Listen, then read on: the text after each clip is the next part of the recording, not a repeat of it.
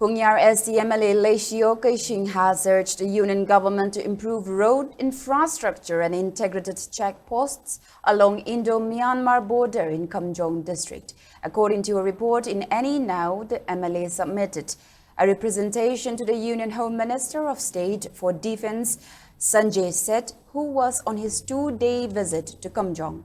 It further maintained that the memorandum highlighted about the inadequate roads on the Indian side of the border, although the government of India has constructed Indo-Myanmar Friendship Road just 5 kilometers from the border. The memorandum also urges the minister to establish more integrated checkposts while proposing for the development of a model town as K. Ashankulan in Kamjong to enhance local living conditions.